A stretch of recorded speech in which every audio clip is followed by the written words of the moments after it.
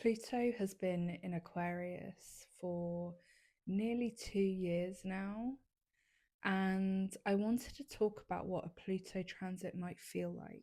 I wanted to talk about this because if you don't know what that feels like, you might not know that you need to listen to it, and you also might not know that Pluto just wants you to have your power back, get to the most raw, powerful version of you. And if you are living in a little bit of chaos or everything seems to not be working out for you, it might be that Pluto is actually transiting a certain house of yours and you are not listening to it. Hello, welcome back to my channel. My name is Katerina. I work with astrology to help you understand it through lived experience, to help you unravel all the blocks, all the patterns, all the loops that you may be repeating. Astrology helps me figure that out for you. And then you can actually stop that, because a lot of us just don't know. And I always say this, but when you find out your core wounds, if you find out why you repeat patterns and what those patterns are, whenever you feel the urge to repeat that pattern, it will just feel a little bit icky because you know why you do it. I truly believe that if everyone knew their deepest core wounds, I think the world would be such a nicer place, because we're no longer reacting from a place of wounded. We're no longer choosing from a place of wounded. We're choosing from our higher self, our most healed self, and that vibrates, that is magnetic, and the frequency of that sends off to everyone else to do the same. If you're interested in working with me, I have reading slots available to figure out what your core wounds are, where they stem from, and how to move through them and how to get onto the other side. I also have workbooks available down below, so if you're interested in anything that I offer, everything is in the description box.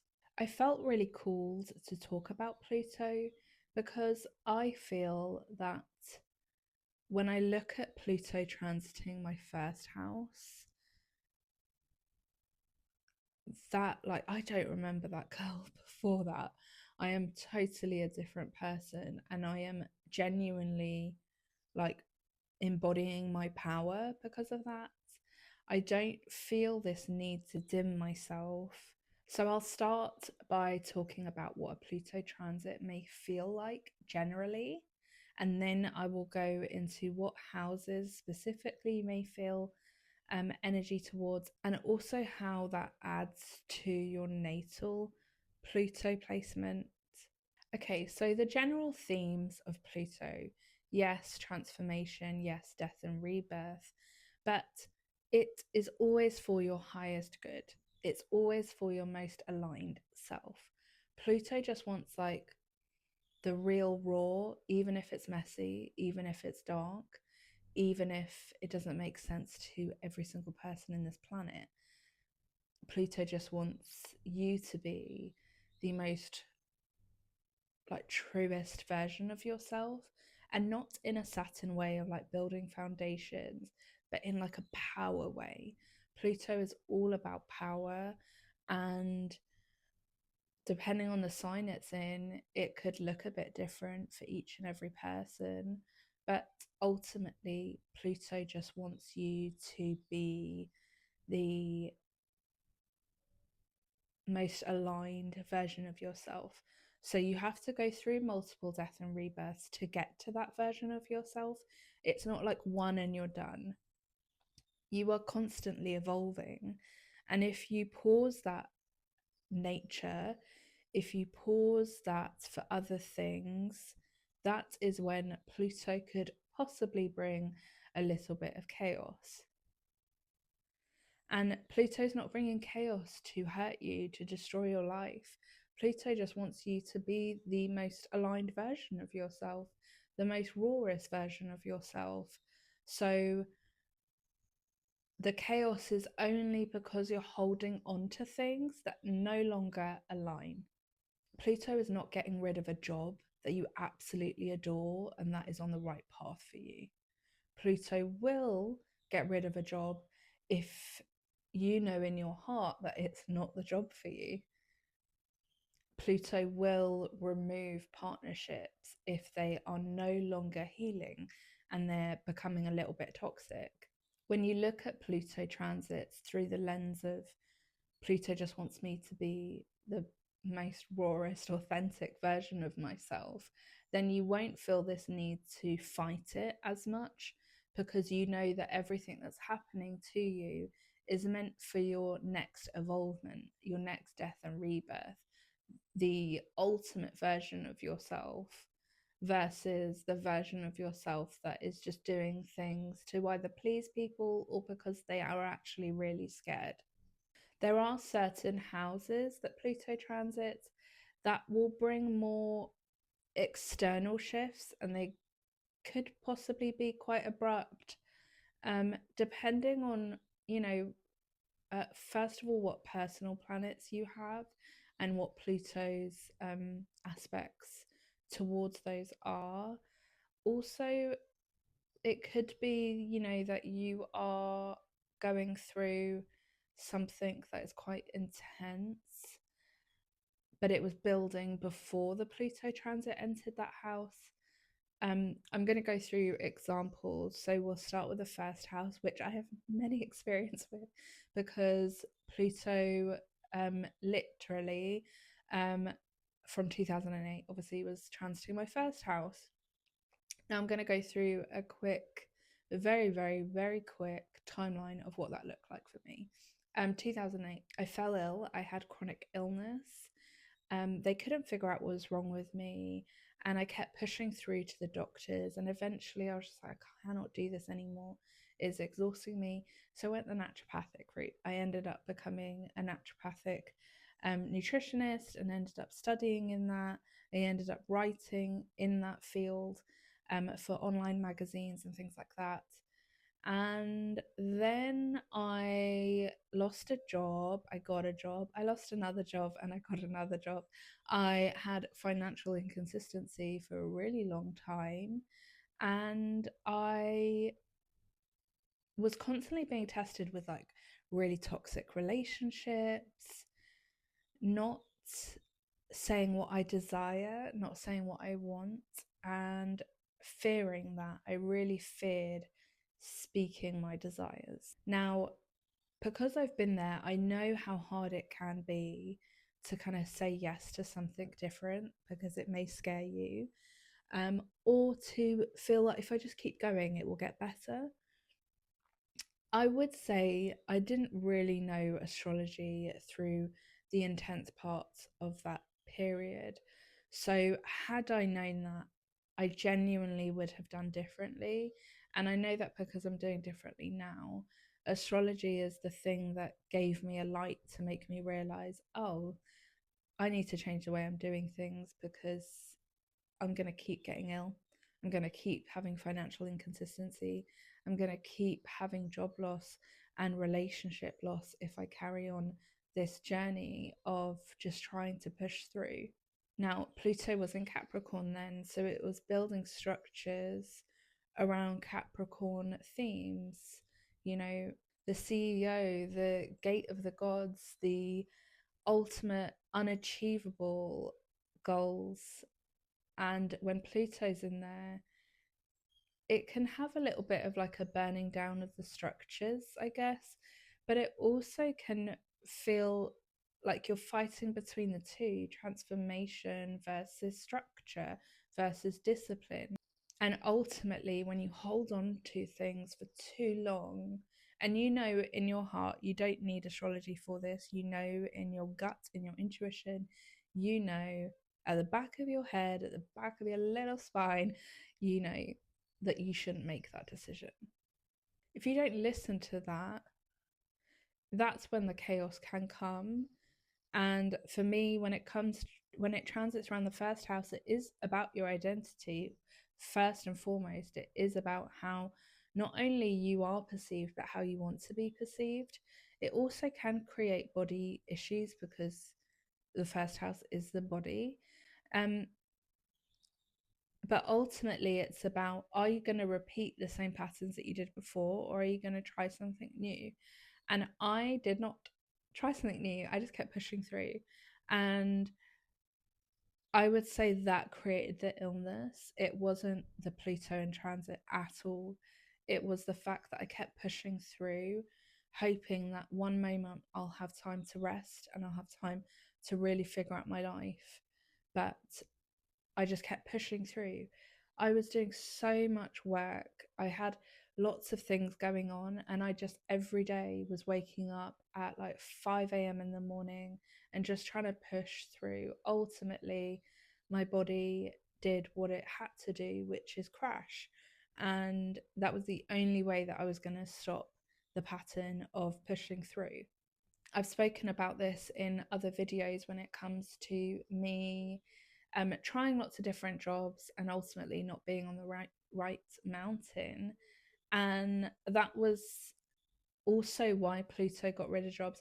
When Pluto conjunct my ascendant, I lost the job that I was so excited to get, only because it meant I was getting a big chunk of money every month. And I had it for about 3 months. And Pluto conjunct ascendant, I lost that job. And I knew right now, like I'm like, oh God, I'm so glad I lost that job because it was killing me. I absolutely hated it. I hated the people, I hated the place. It was really really toxic work environment. But I just wanted the money. I just wanted to earn consistently for once in my life, and I was so excited. And I think in hindsight, it was really great because I saved a lot in that moment, which got me through like COVID times.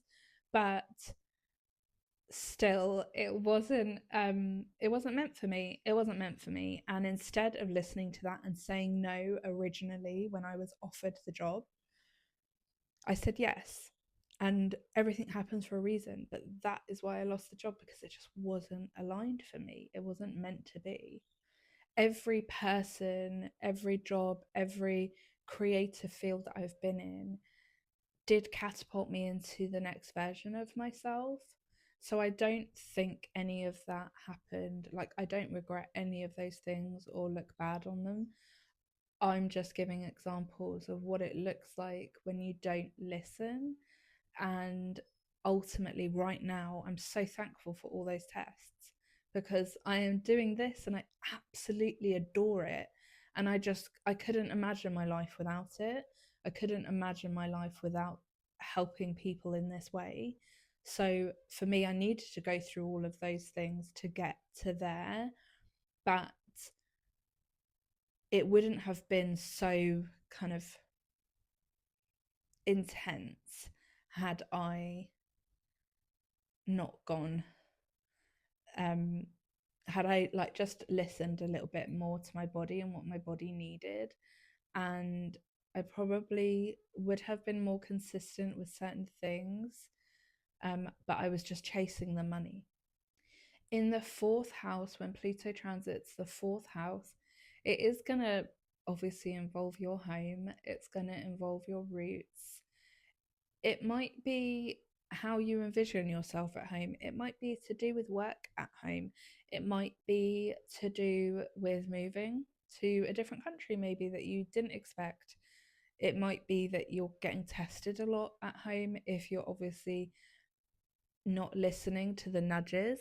And just to clarify, when I say listening to the nudges, I'm not saying that the universe is like, hey, you know what you should be doing. But it's more as in, like, if you know that you're at a job and you don't like it and it's destroying you, that most likely probably will have an effect during a Pluto transit.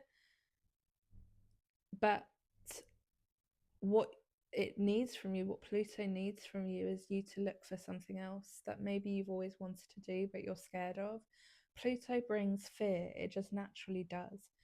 You will have those moments of fear, and it's just unfortunately how life goes. Like whenever you do something new, it's scary, and Pluto will test that fear, because for like real benefit. It's not doing it because it's chaos, it's doing it because it wants you again to be the most rawest, truthful version of yourself.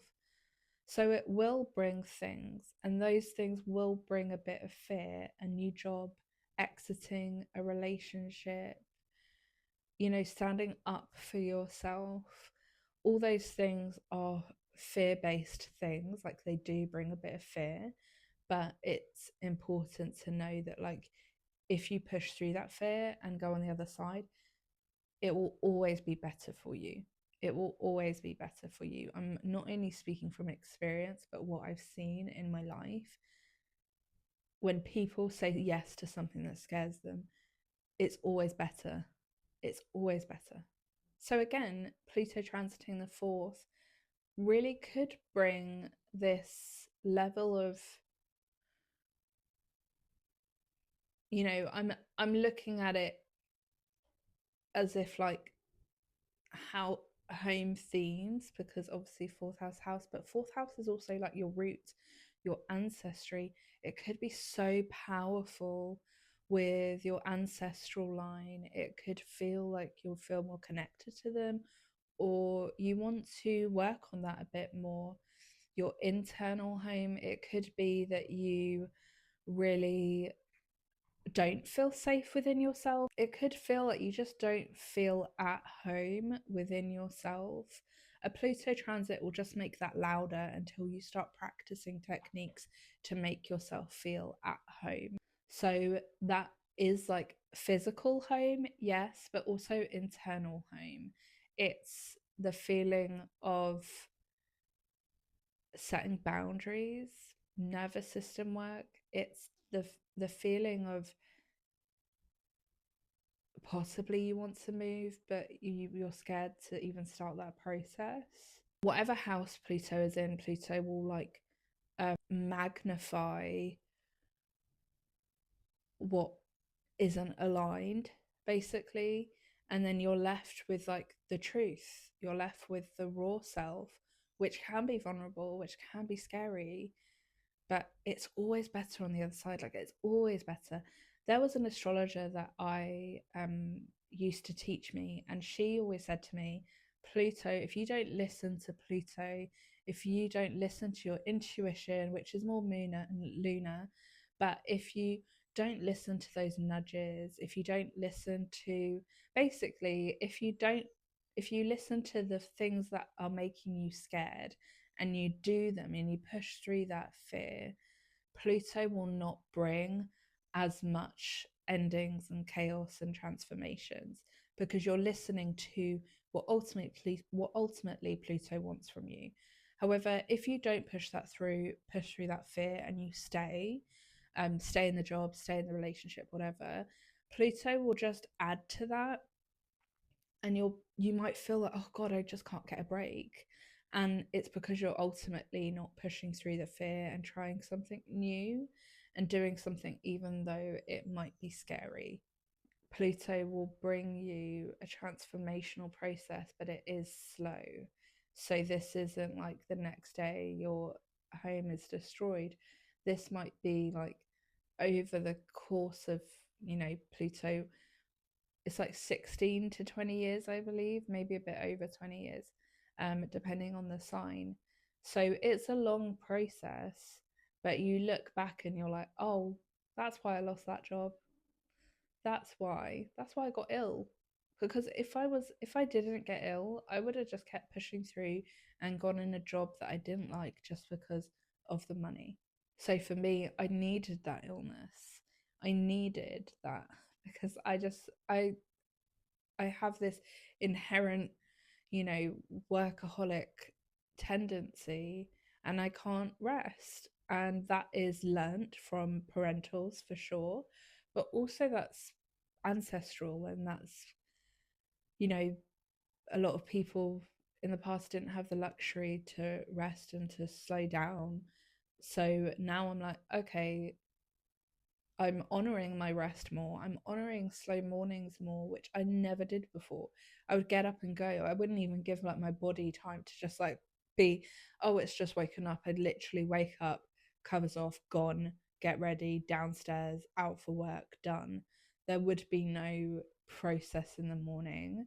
I'd also show up, and this is not to boast, this is how bad I was. I'd show up an hour before I needed to be at work, and I would leave an hour afterwards.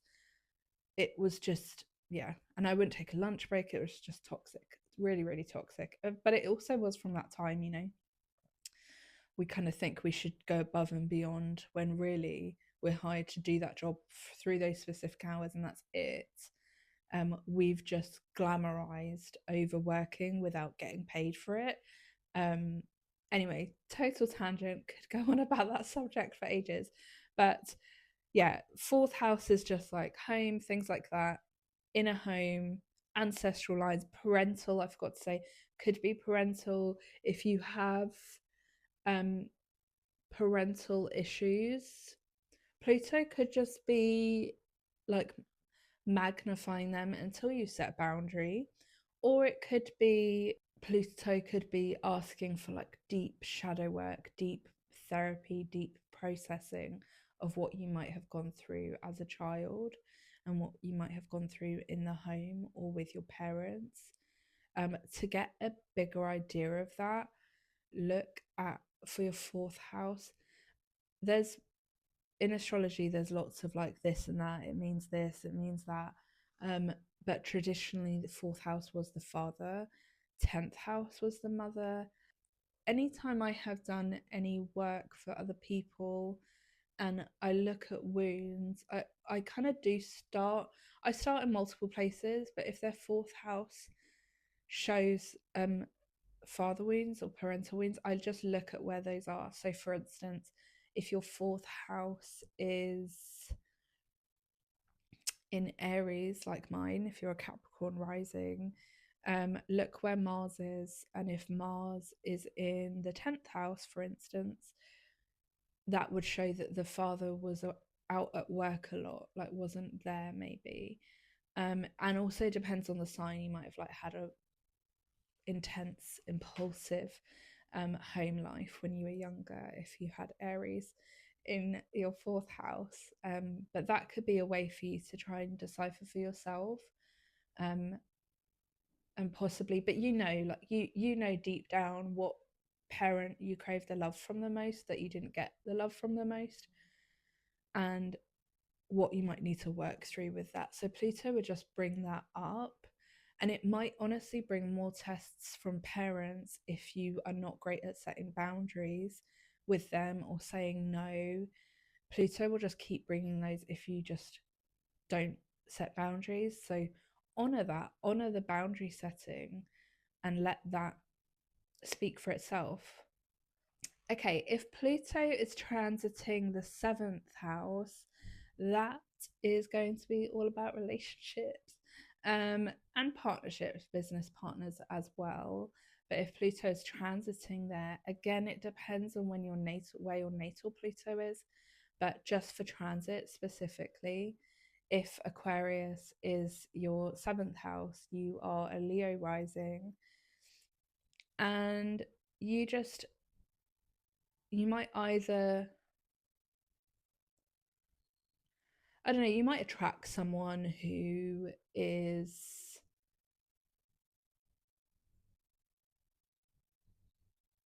individual. It's a fixed sign as well. You're a fixed sign too if you have Aquarius in the 7th, a rising sign, not sun sign. And you might attract someone who has these big ideas, like for the world. You might attract someone who is so focused on what they believe, they don't honor maybe your individualism, or they don't honor the fact that you also want to strive for more in this world. It's such a basic example, but I'm just trying to say, like, it might be that the people that you attract kind of don't see you for you, or don't feel like you're being validated. You don't feel like you have a mirror. You feel like you have someone who you're constantly trying to tell what you mean. You might feel really misunderstood. And Pluto transiting, if your relationship isn't there, if you don't have a relationship, it will create kind of a deep internal shift on how you want a relationship to be, and then you go for that.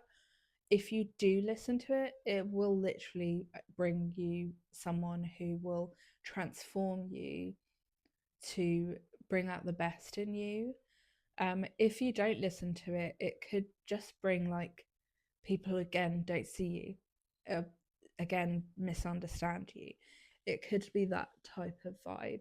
If you are in a relationship and it's not, the foundation isn't good, it's not solid, it's there's lies or whatever, like Pluto could bring those up. Pluto could make it really intense if it transiting the seventh. If you have Pluto natally in the seventh, like you will have those things anyway. And I might do another video on kind of what Pluto looks like in a natal chart. I might do that at some point, but I think, yeah, just Pluto will bring endings in relationships if it's transiting the seventh, if it is not built on authentic, true, raw self, if it is built on performatism, if it is built on secrets or lies, or if it's built on you just not saying what you want in a relationship and you honoring what they want instead, Pluto will kind of burn that a little bit just to bring you back to like, okay, now you know what you used to do, you don't do that anymore. You build a relationship on truth, on raw self. You build a relationship on something that is going to get you to your higher self and not someone who's going to bring you down. Pluto in the 10th is going to be careers. It is going to be based on your public identity, based on how you want to show up within the public self, whether that's online or whether that's in your work. Pluto will, again, magnify what needs to be gone and amplify what your rawest self is. Like, it will do both if you stay aligned with it. It will magnify what needs to be gone, and if you don't listen to that, it will just magnify it more. But again, like, I want to put this true, I'm not trying to scare you. This is purely for you to know, okay, if I want to actually get there a bit faster, and if I want to actually stay aligned, and if I want to be my rawest self, and if I don't want a bit of chaos, more chaos in my life, then do what Pluto is asking me to do in this house, regardless of the house that it's in. I'm just going with angular houses because angular houses tend to bring more external shifts. Angular is first, fourth, seventh, 10th house. So yeah, like the whole reason I'm doing this is because like I didn't know what I needed to do, what was being asked of me, and I just kept pushing through, and ultimately that brought me a load of lessons which I'm so grateful for. But it was 20 years or 16 years of something that didn't necessarily need to take as long. Like, all I needed to do was set some boundaries, get rid of anything or anyone that didn't align with me, and take care of myself and set boundaries with myself as well, with my body and what I was capable of, rather than trying to achieve this unachievable mountain. Capricorn is the gate of the gods. Like, it's so fucking high, like no one can achieve that. So it's, yeah, it's sometimes you have really unachievable goals, and that doesn't mean like you can't be delusional, but just more as in like thinking that you can do it all by yourself is impossible. You need community, you need people in your life to be able to reach higher ground. But Capricorn is like, I can do it by myself. Like, I know best, I can do it.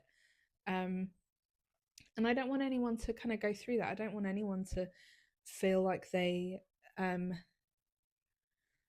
know the answers. So I'm just letting you know, if you are Aquarius rising, you're having it in your first house. If you are a Scorpio rising, you're having it in your fourth. Oh yeah, so it's fixed sign, sorry. If you're a Taurus rising, you're having it in your 10th, and if you're a Leo rising, you're having it in your 7th. That is using whole sign system, Hellenistic system. So if you are any of the fixed rising signs, don't know why it took me so long to figure that out.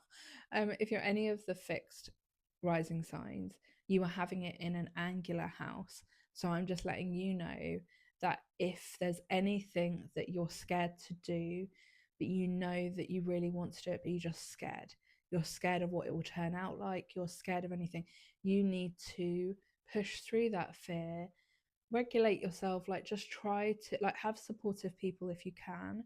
Try to push through that, because otherwise like it's just going to be a bit more of external shifts in your life that will eradicate anything that's not aligned for you if you're not listening to those internal shifts, if you're not listening to those things inside that are making you want to try something different or try something new or leave a partner or find a new job.